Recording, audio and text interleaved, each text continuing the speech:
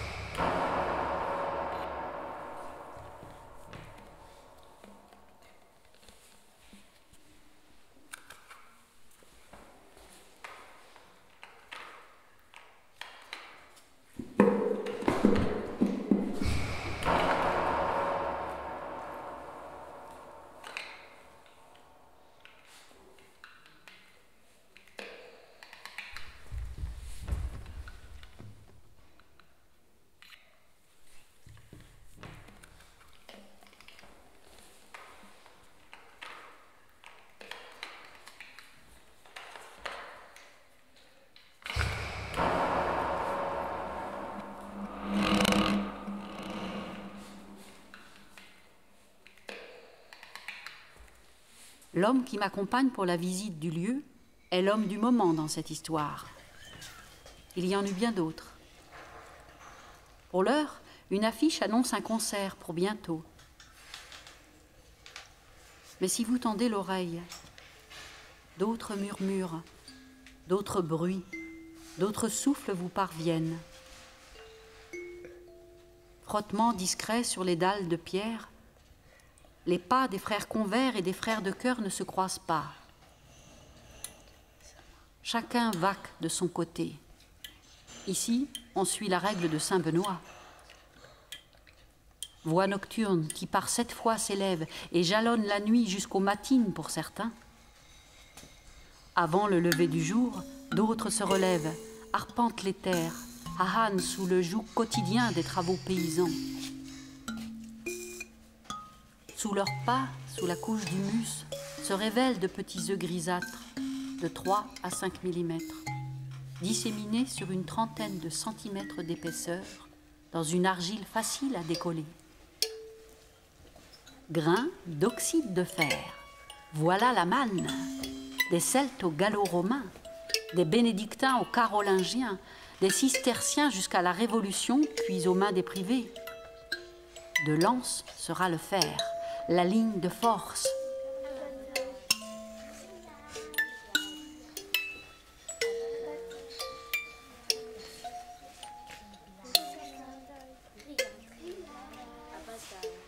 Le mot métallurgie va sonner aux 4 coins du pays. D'autres résonnent. Abattage, triage, grillage, concassage, bocardage, criblage, lavage, grillage, concassage, bocardage, criblage, lavage, triage, concassage,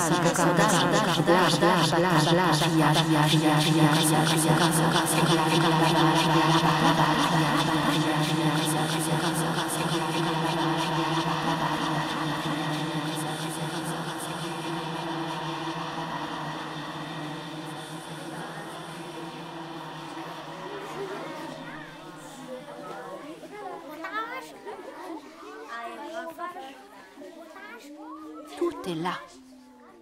Le minerai de fer, le bois pour chauffer les forges et fabriquer le charbon de bois, l'eau avec les nombreux étangs.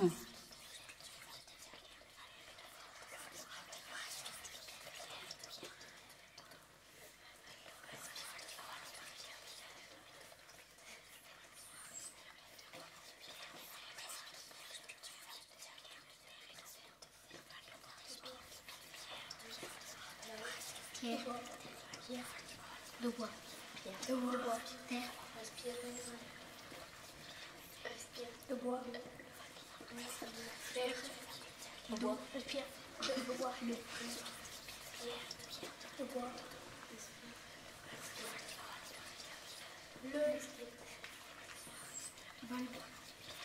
fer, de bois, fer, terre, fer, de bois, le, de bois, val, de bois, fer, eau, pierre, de bois, au bois, fer, de bois, respire, fer, terre, oreille, souffle, tendre, eau, eau, d'autres, pierre, d'eau, de bois, oreille, respire, de bois, oreille, de bois, de bois, de bois, murmure, parler, si vous tendez l'oreille, d'autres souffle, d'autres souffles, parviennent, l'oreille, si vous tendez l'oreille, murmure, tendez, d'autres souffle,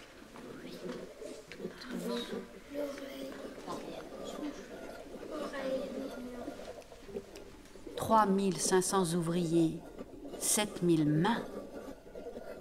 Comment reconnaître la douce vie en contemplant ces paumes, ces lignes, ces cales, ces rides? Peut-être en contant à vos enfants la légende de Jean de Fer, le géant? Leur avez-vous dit qu'il était passé un soir vous demander de lui forger une canne de géant? Et tu l'as faite? Oui. Montre-la nous. Impossible, il est reparti avec.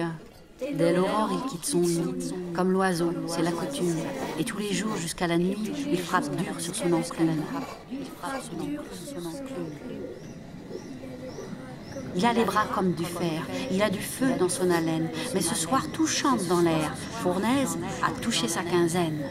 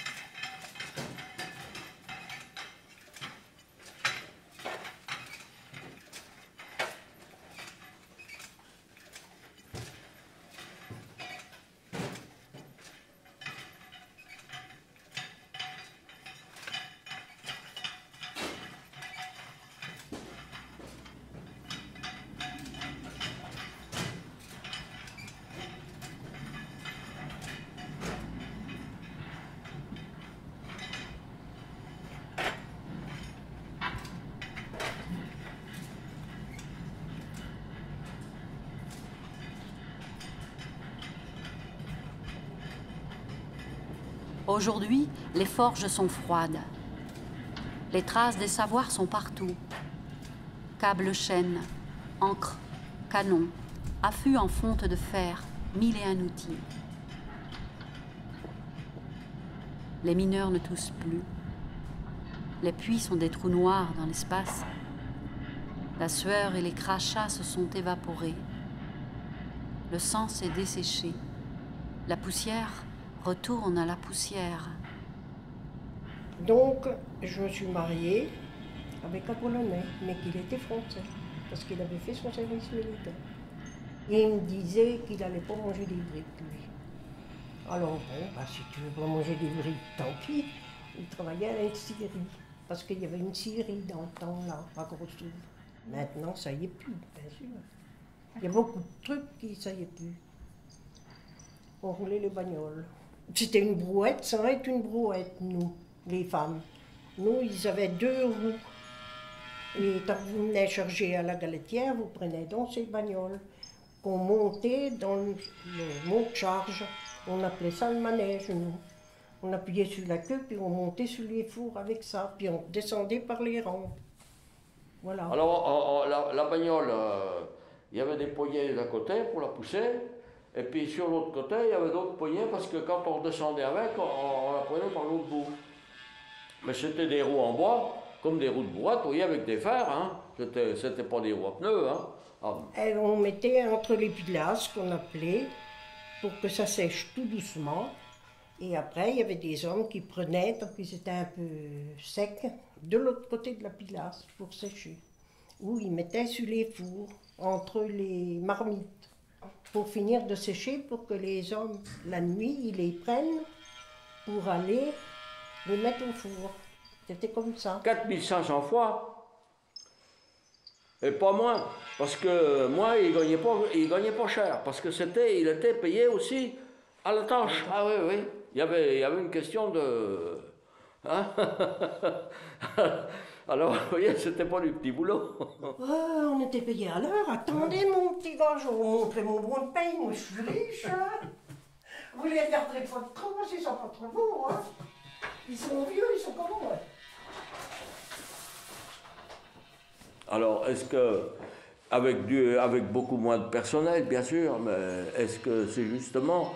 Est-ce que ce modernisme, il est bien bon pour les êtres humains, hein? C'est ça, vous voyez. Parce que vous voyez, aujourd'hui, ce qui arrive, il n'y a plus de boulot nulle part. C'est toute cette mécanique qui provoque ça.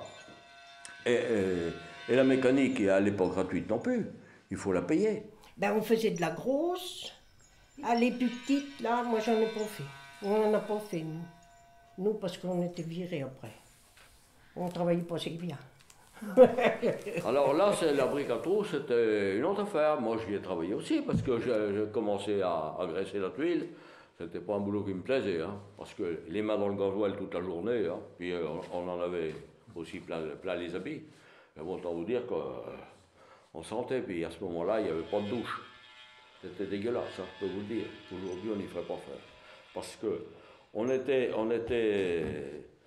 y avait un bac avec du gasoil, on avait un genre de pinceau, pas un pinceau, hein, un bois avec du feutre dedans, qu'on trempait dans le gasoil, et puis on en passait sur les plaques de terre glaise, vous voyez.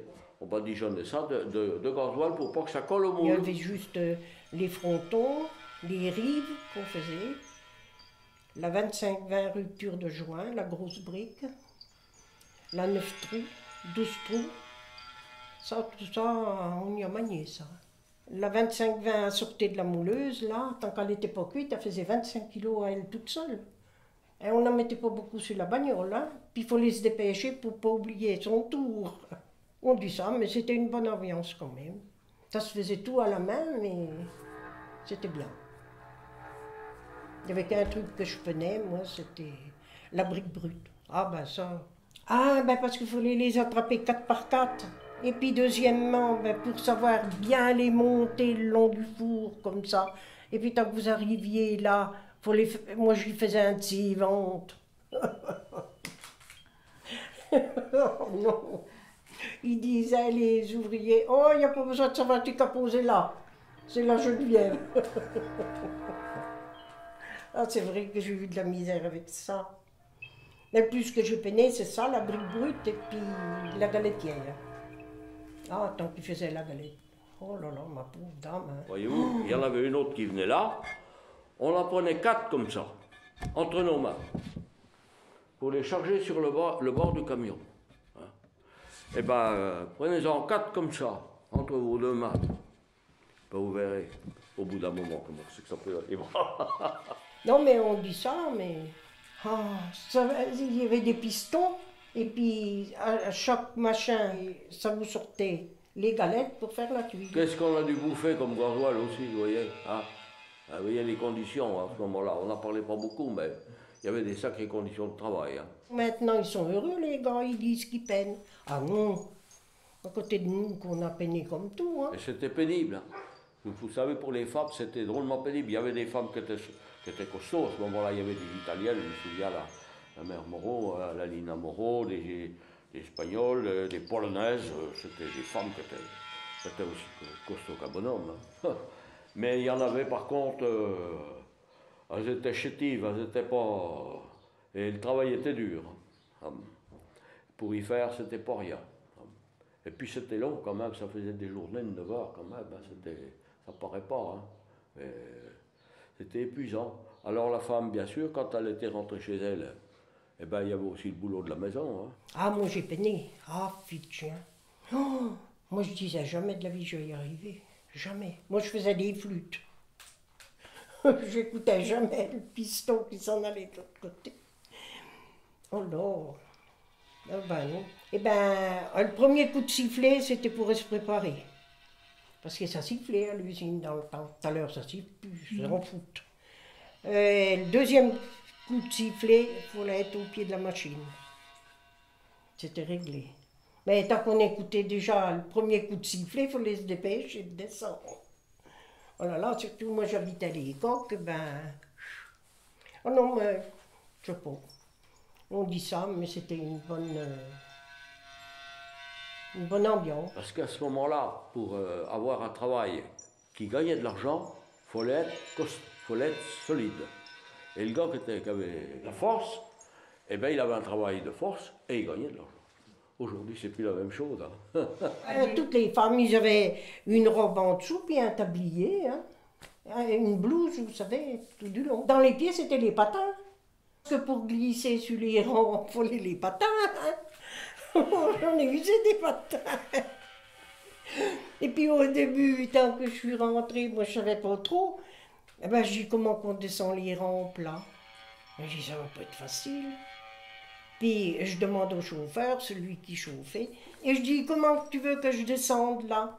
Ben il dit tu vas voir, il dit je vais te montrer. C'était un petit jeune. Alors lui il fait pas de détails, il monte sur le bord du four, il dit on saute comme ça, puis il dit on rattrape la bagnole dans le machin. Oh ben je dis moi je vais pas pouvoir faire ça. Après tant que j'ai vu les femmes comment ils faisaient, après moi je faisais pareil. Mais tant qu'on lâchait la bagnole, que les deux bras ils allaient taper dans le mur en face. Vous pouvez emmener la bagnole là-bas, j'ai pas fait. Non, mais c'était... C'était pas des mauvais ouvriers à ce moment-là, des gars, des fainéants, il n'y en avait pas tellement. Il fallait bosser, hein. Il n'y avait pas de... C'était les conditions. Mais enfin, là, il y avait tout le temps du boulot à l'usine. Il n'y avait pas de problème de chômage à ce moment-là. Il y avait même des gars, vous voyez, ils faisaient des bêtises, hein. Des gars qui rentraient sous, ben, qui engueulaient le patron. Il y en avait qui, oui, c'était possible. Ils les foutaient dehors. Ils faisaient leurs 8 jours, qu'on appelle 40 heures, puis alors, ils expédiaient. Ils revenaient 2-3 jours après, ils les rembauchaient. Puis, autrement, ça s'entendait bien. On ne pouvait rien dire. Moi, j'allais trouver les gars dans les fours. Je disais, hey, les gars, moi, j'arrive pas à faire ça. Attends, il faut que tu nous attendes parce que... Ben, je dis oui, mais je dis, ça m'attend là-bas. Parce qu'il fallait courir, hein. Eh, malheur. Il courait, ce pauvre gamin. Et je disais, redresse-moi donc un peu mon temps, là, au bain. il fait le ventre. Après, j'ai été habituée, après je craignais pour les autres. Hein. J'avais 25 ans, ça me foutait pour la peur. Et à ce moment-là, ben, des accidents du travail, c'était pas non plus... Il y en avait. Mais les gens ne s'arrêtaient pas non plus pour une bricole. Parce que du côté du patron, ça rigolait pas trop non plus. Hein, parce que il ne faisait pas tellement de sentiments. Hein, le gars qui voulait tirer au flanc, hein, il était éjecté. On travaillait lundi, mardi, mercredi, jeudi, vendredi, samedi, matin. On travaillait 6 jours par semaine. 48 heures. On faisait 5 journées de 9 heures, et puis le samedi matin, 3 heures. Voilà. C'était alors qu'on avait ben, c'était déjà, à l'époque, on était heureux. C'était bien le samedi matin. Les gens, ils venaient travailler 3 heures. Et puis après, ben, qu'est-ce qu'ils faisaient? Eh bien, ils allaient au bistrot, chez le père Batley, ou ben chez Guimino. Ils buvaient un petit canon. Et puis ça chantait, il y avait de l'amitié.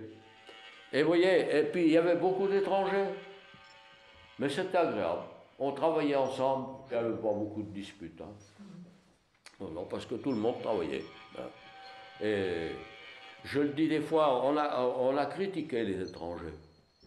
Mais les étrangers, à cette époque-là, que c'était Gros-Sous, c'était Rosières, c'était tout, vous voyez, tous les, même les mines.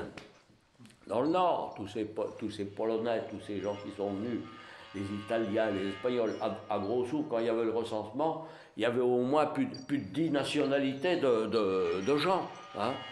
Alors ces gens-là, ils venaient avec leurs valises. On y donnait, vous voyez, un logement comme ici, il y avait des lits en fer, un poêle rosière, une table et 2 bancs, et puis voilà, des paillasses qui étaient plus ou moins propres et bonnes, et puis voilà, c'était les conditions. Et ces gens-là, ils venaient de leur pays, ils abandonnaient leur famille, hein, et ils venaient là, ils ne savaient pas parler le français bien souvent, hein, et puis voilà comment ça se passait. Ils apprenaient à parler le français quand ils étaient là, voilà. C'est comme ça que ça se passait. Ils étaient courageux, parce que après leur journée de boulot qu'ils faisaient à l'usine, qui était déjà éprouvante, eh ben, ils faisaient du travail en dehors, ils élevaient des cochons, ils faisaient des trucs comme ça. Hein. Et puis la plupart des Polonais qui avaient là, ils ont acheté leur maison parce qu'ils ont élevé des cochons. Et à ce moment-là, c'était un travail qui se faisait couramment, hein, et puis qui payait un peu. Et... Tant que je raconte ça à mes petits-enfants, je dis, vous savez, je dis, moi dans le temps, j'ai maman, elle disait, qu'est-ce que je vais vous donner à manger encore aujourd'hui? Je dis, on avait des tickets de pain. On avait des tickets pour l'alimentation, il y avait des tickets pour tout. Hein. Oui. Et puis il me disait, ben, comment tu faisais pour manger mémé?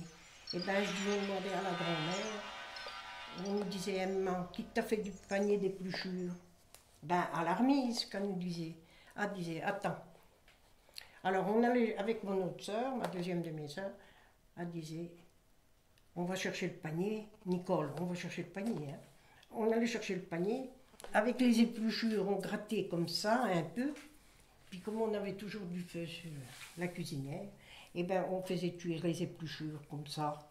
On appuyait dessus, puis on y mangeait. Et alors mon petit garçon, dès qu'il a 7 ans, il dit, c'est pas vrai mémé, il dit que tu mangeais des épluchures de patates. Ben je dis si. Et puis je dis, tant que la grand-mère a nous donné du pain, eh ben je dis c'était une petite tartine avec un bout de sucre, mais il fallait pas revenir. C'était comme ça. Puis aujourd'hui, on bute, c'est tout. Ah, c'est dur, hein? Moi, je ne comprends plus rien. Non, moi, je dis que il y a eu trop d'un coup. Moi, qui m'a puni de plus, moi, je vous dis, c'est le chocolat. Ah, le chocolat, c'est ça. Et je dis, tant que je serai grande et que je travaillerai, j'en achèterai du chocolat. Ah oui, mais dans le temps, il ne fallait pas dépenser les sous. Il fallait apporter la paye à la maison. À 13 ans, j'étais placée. Alors, après, je disais, j'en achèterai. Ah ben, j'en avais acheté, oui, mais attention, aussi, tant que je suis arrivée à la maison, que j'ai apporté beaucoup de paye, ça n'allait pas tout seul. Il fallait nourrir les autres qu'il y avait derrière. Et puis là, ben, je veux du chocolat, mais je ne peux pas en manger. J'ai dit tout le temps au médecin, j'ai dit, vous me faites tuer, moi je ne peux pas manger de chocolat parce que tant que je mange du chocolat, le lendemain, j'ai les yeux comme des pétards, je ne vois plus clair. Oh non, mais je sais pas. On dit ça, mais c'était une bonne ambiance quand même. C'était bien.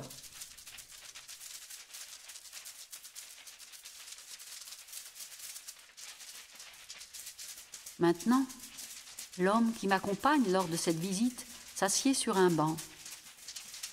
Devant nous, un jardin, à 2 pas de l'abbaye. Jardin d'entrelacs, où le buis sombre et la santoline grise brodent des motifs délicats. Entre 2 plantes d'encolie, 2 rosiers faits de neige, le fil de la Vierge est tendu. Jardin de légumes, garde-manger essentiel du quotidien. Jardin de beauté, on s'y appuie pour jardiner le bonheur à petite dose. Jardin de santé, pharmacopée réelle et empirique. Les feuilles de labourage ont une forme qui rappelle celle des poumons. On les utilisera donc contre les maladies de poitrine. L'aspect des graines de cumin évoque la forme des reins. On leur prêtera une action diurétique et stomatique. Le saule et la reine des prés poussent dans des lieux humides. On les recommandera alors pour les rhumatismes. La forme de la fleur de pavot est tout indiquée pour soigner les maux de tête. Le renflement de certaines racines de la ficaire a un peu la forme de la figue, ce qui conduit à les prescrire pour les hémorroïdes. Heureusement, les 2 plantes contiennent des salicylates, dont un dérivé est l'aspirine, du nom latin de la reine des prés, Spirea ulmarea. La chélidoine, elle, sécrète un latex jaune d'or. Elle soignera le foie, bien sûr. Clôturons cette très courte énumération en évoquant encore Hildegard de Bingen, qui pensait que les plantes légères comme les cheveux devaient aussi être légères à digérer. À l'heure où tous les anciens de l'abbaye mangent les pissenlits par la racine.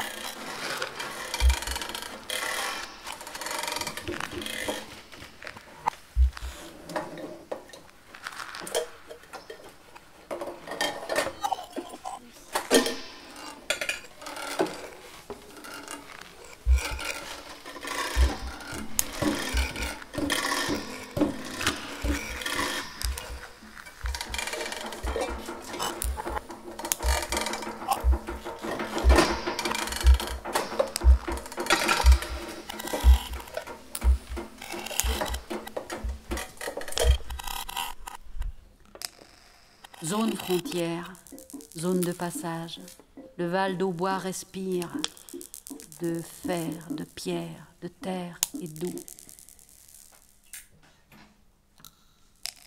L'homme qui m'accompagne pour la visite du lieu est l'homme du moment dans cette histoire. Il y en eut bien d'autres. L'homme dit que l'Europe serait là où les abbayes sont. Allez savoir. Puis il ajoute « Vous viendrez au concert ?» L'abbaye chante toujours.